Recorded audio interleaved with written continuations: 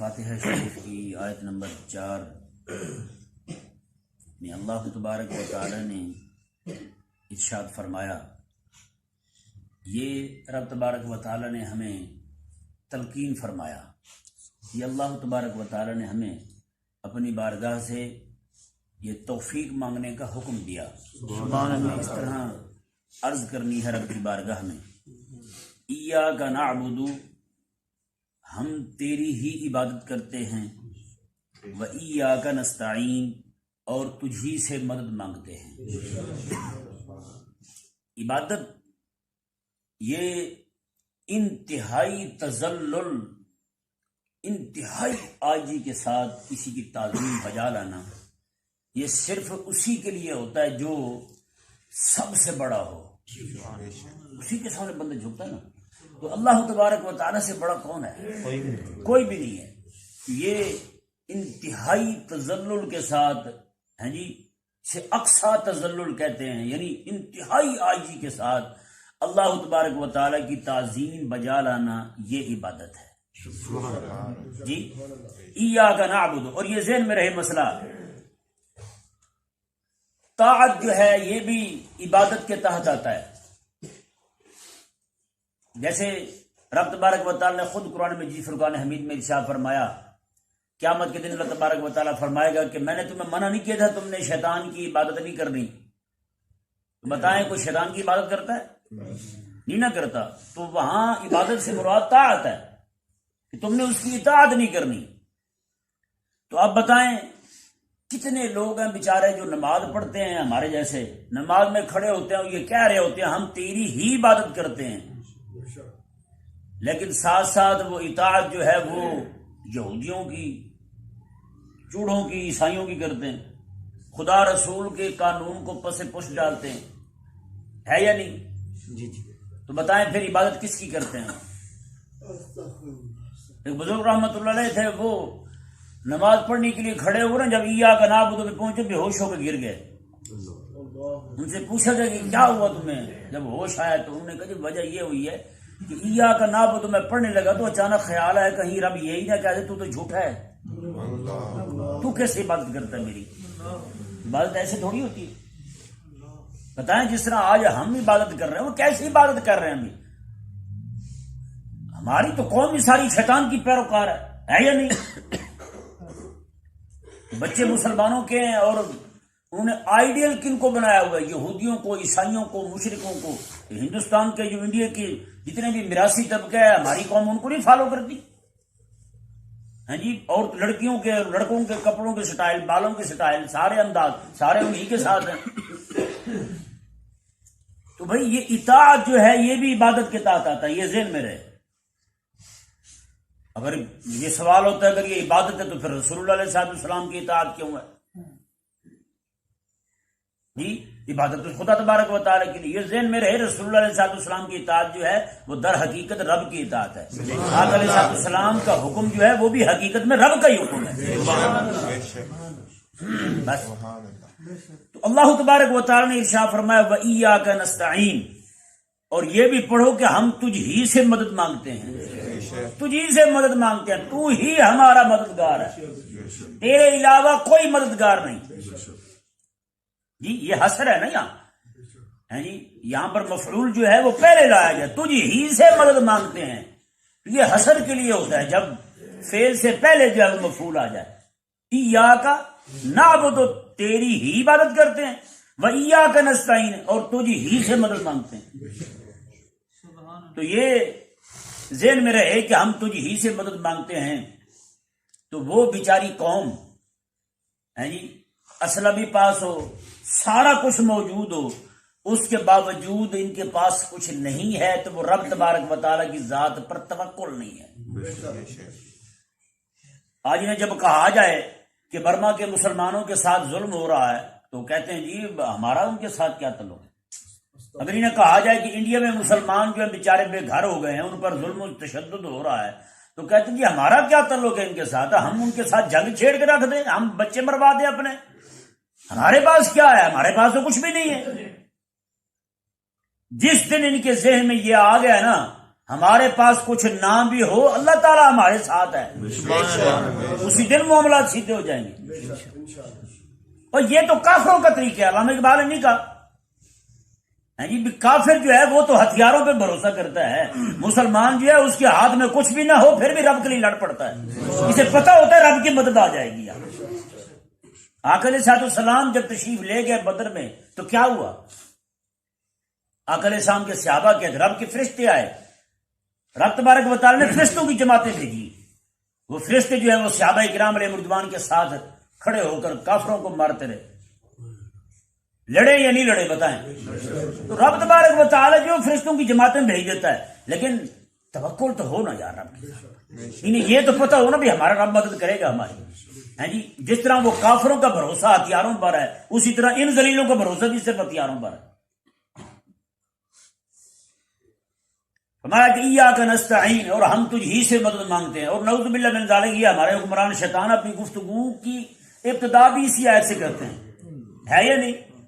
ایاک نعبد و ایاک نستعین پڑھ کے تقریر شروع کرتے ہیں، اور ساتھ آگے یہ کہہ رہے ہوتے ہیں کہ ہم نہیں کر سکتے جنگ، ہم جہاد نہیں کر سکتے۔ بتائیں جی یہ چین کے اندر کتنے مسلمانوں پر ظلم ہوا ہے،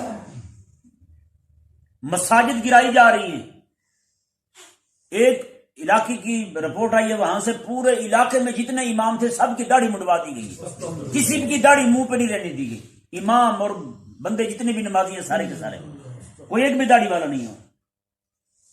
اور یہاں ہمارے لوگ جو ہیں وہ کہتے ہیں کہ ہمارے خیر خواہ ہیں، وہ ہمارے دوست ہیں، اور بھائی کافر کبھی مسلمان کا دوست ہو سکتا ہے؟ تو کہتے نہیں جی اے ہو گیا، وہ کس طرح ہو گیا بھائی، وہ تو مشرک ہے۔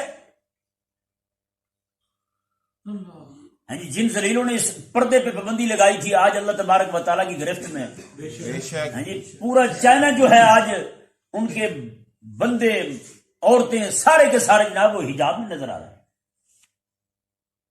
یعنی کہ ایک اسلام کا قانون جو ہے انہیں وہ تو دہشت گرد لگتا ہے۔ ہاں جی اگر اپنے جناب تھوڑا سا کسی وائرس کا ڈر ہو تو پھر جو مرضی کر لو تم، یعنی اس کا مطلب یہ ہے کہ رب کا حکم تمہیں نہیں لگتا، رب تبارک و تعالیٰ نے جو تمہیں حکم دیا ہے اس کی کوئی اہمیت نہیں ہے۔ اور نعوذ باللہ من ذالک یہ بھی کہتے ہیں کہ یہ عورتیں جو ہیں نعوذ باللہ ان کو دبا کے رکھتے ہیں، یہ مظلوم ہے ان کی عورتیں مسلمانوں کی، یہ کہتے ہیں گھر میں بیٹھی رہے۔ بھائی خدا کے بندے اس سے بڑھ کر اور نعمت اس عورت کے لیے کیا ہوگی، وہ گھر میں بیٹھے ملکہ بن کر، اور اس کا خاوند جو ہے وہ سارا دن مزدوری کر کے کما کے لائے اور اس کی ہتھیلی پہ رکھ دے۔ ہاں جی یہ عزت ہے یا وہ عزت ہے؟ ہاں جی 15-16 ہزار 20 ہزار لگ جائے گا یار، وہ ڈیو پہ بیچاری ایک لڑکی نوجوان بیٹھی ہوتی ہے جناب، وہ ہاں جی ایک چھوٹا سا بندہ بھی جناب وہ بیل دے دے تو وہ جب ہاں جی سر کیا چاہیے آپ کو، وہ پانی لے کے پانی لے کے وہ پانی دے رہی ہے اس کو۔ ہاں جی وہ عورتیں بھی جناب کہتی ہیں کہ اسلام نے ہم پر ظلم کیا، خدا ہدایت دے تمہیں، تم پر اسلام نے کیسے ظلم کیا بتاؤ؟ ایاک نعبد و ایاک نستعین کا مطلب ہم نے سیکھا ہی نہیں ہے، اس کا مطلب کیا ہے ہم نے کسی سے پوچھا ہی نہیں ہے۔ اللہ تبارک و تعالی نے ارشاد فرمایا، یہ پہلے لفظ جو ہے وہ عبادت کا کہ ہم تیری عبادت کرتے ہیں، آگے فرمایا کہ نستعین تجھ سے مدد مانگتے ہیں۔ یا اللہ تیری عبادت بھی تیری مدد کے بغیر نہیں ہو سکتی، ہاں تیری عبادت بھی تیری مدد کے بغیر نہیں ہو سکتی، مولا تو ہماری مدد فرما۔ آج لوگ نماز نہ پڑھیں تو کہتے ہیں جی نماز نہیں پڑھی جی کیوں جی، بس دعا کرو یہ اللہ تعالیٰ توفیق دے۔ توفیق کا معنی کیا ہوتا ہے؟ توفیق کا معنی یہ ہوتا ہے اسباب مہیا ہو جائیں۔ رب تعالیٰ نے تمہیں ٹانگیں دی ہیں، کان دی ہیں، اذان سنتی ہے، ہیں جی آنکھیں دی ہیں، راستے دے سکتے ہو، اور توفیق کیا ہوتی ہے بتائیں؟ نہیں جی توفیق نہیں ہو رہی، توفیق کیا ہوتی ہے بھائی؟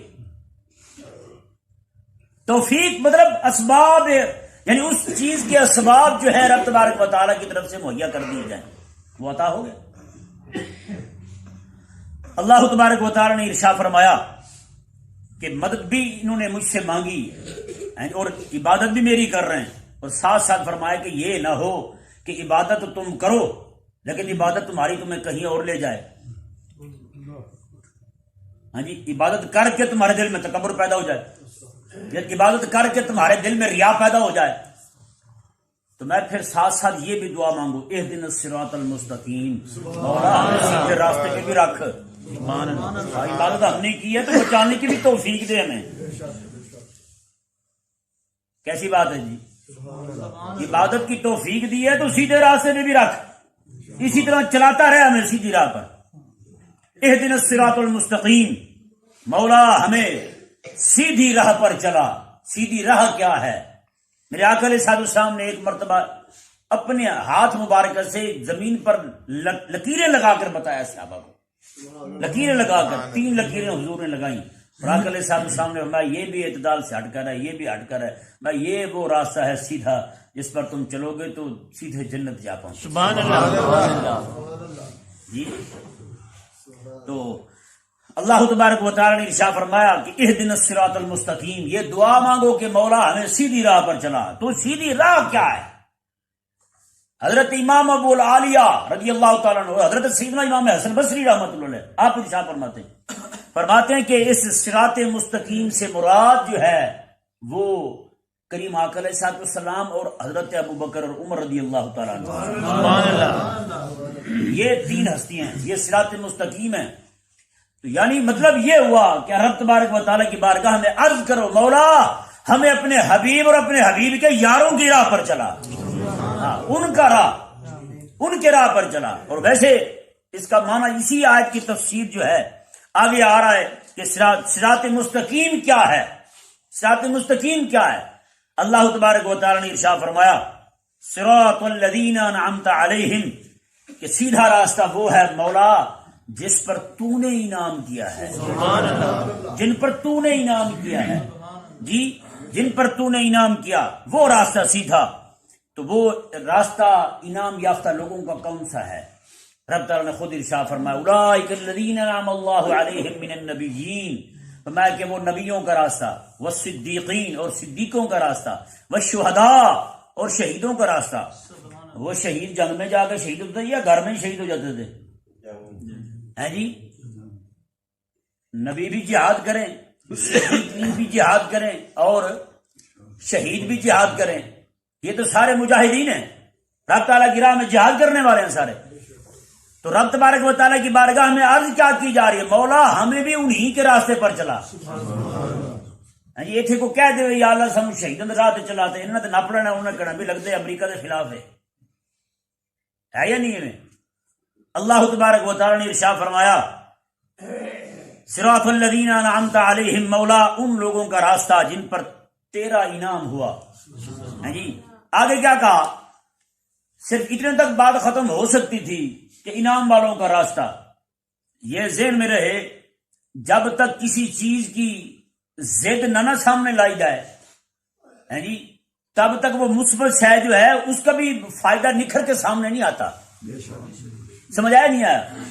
جب آپ بچے کو پاک چیز کے بارے میں بتائیں گے بیٹا پاک چیز یہ ہوتی ہے یہ ہوتی ہے، اور جب تک ناپاکی کا ذکر ساتھ نہیں نہ کریں گے تب تک اسے پاک چیز کی فاضلی سمجھ نہیں آئے گی. ہے یا نہیں ایسے؟ رب تبارک و تعالی نے جب یہ بتا دیا کہ تم نے یہ دعا مانگی ہے مولا ہمیں ان لوگوں کے راستے پر چلا جن پر تیرا انعام ہوا، وہ انبیاء ہیں، وہ صدیقین ہیں، وہ شہداء ہیں، وہ صالحین ہیں، یہ بات ہو گئی تھی. لیکن آگے اللہ تبارک و تعالی نے کیا فرمایا؟ غیر المغضوب علیہم، مولا ان کے راستے سے ہمیں بچا جن پر تیرا غضب نازل ہوا، جن پر تیرا عذاب نازل ہوا. یہ لوگ کون ہیں؟ فرمایا کہ یہ وہ لوگ ہیں جو یہودی ہیں جنہوں نے اپنے نبیوں کو شہید کیا، نبیوں کے صحابہ کو شہید کیا، جنہوں نے اللہ تبارک و تعالیٰ کی طرف سے نازل کردہ کتاب میں تحریفیں کی. یہ وہ لوگ ہیں، یہ انبیاء کے گستاخ تھے. غیر المغضوب، مولا ہمیں لعنتیوں کے راستے سے بچانا جن پر تیرا غضب نازل ہوا. بتائیں آگے فرمایا والضالین، اور گمراہوں کے راستے سے بھی بچا. گمراہ کون ہیں؟ وہ نصارہ ہیں، عیسائی ہیں. بندہ روزانہ 5 مرتبہ نماز پڑھے ہیں جی، اور جتنی رکھتے ہیں ان رکھتوں کی تعداد کے برابر بندہ یہ پڑھے مولا یہودیوں اور عیسائیوں سے بچانا، ان کے راستے میں بچانا. یہ دعا مانگے بندہ روزانہ 5 نمازوں میں آ کر، اور کئی بار مانگے یہ دعا، اس کے دل میں یہود و نصارہ کی محبت آ سکتی ہے؟ نہیں. جو بندہ اتنی نماز بھی پڑھے پھر بھی خیر خواہ یہودیوں اور عیسائیوں کا ہو، اور اسے پھر بھی یہ لگے کہ یار وہ اسلام پر عمل کرنے والے ہیں، وہ ترقی کر گئے ہیں جی، انہوں نے قرآن پڑھ کے یہ سمجھ لیا سارا تو یہاں تک پہنچے ہیں، تو بتائیں اس نے نماز پڑھی ہے؟ میں کہتا ہوں قسم خدا کے کبھی ایک رکعت بھی وہ سوچ کے پڑھ لے نا فاتحہ کہ میں پڑھ کیا رہا ہوں، تو کبھی بھی اس کے دل میں یہود و نصارہ کی محبت نہ آئے. یہ ذہن میں رہے. جس طرح ان اللہ والوں کے ساتھ یعنی تمام انبیاء کے ساتھ آقا علیہ السلام کے صحابہ، اولیاء اللہ، ائمہ دین، مجتہدین، بزرگ جتنے بھی ہیں سارے، ان کی محبت جس طرح رکھنی فرض ہے نا، یعنی کہ آقا علیہ السلام کی محبت رکھنی فرض ہے اور آقا علیہ السلام پر ایمان لانا جس طرح فرض ہے، اسی طرح کر کے ان آقا علیہ السلام کے ان دشمنوں کے ساتھ نفرت رکھنی بھی فرض ہے. اگر ان کے ساتھ نفرت فرض نہ ہوتی تو اس طرح ذکر نہ ہوتا ان کا غیر المغضوب علیہم ولا الضالین. مولا ہمیں اس راستے پر چلا جو راستہ کون سا ہے؟ تیرے نبیوں کا، صدیقین کا، شہداء کا، صالحین کا اور ساتھی کا. مولا ان کے راستے سے ہمیں بچانا.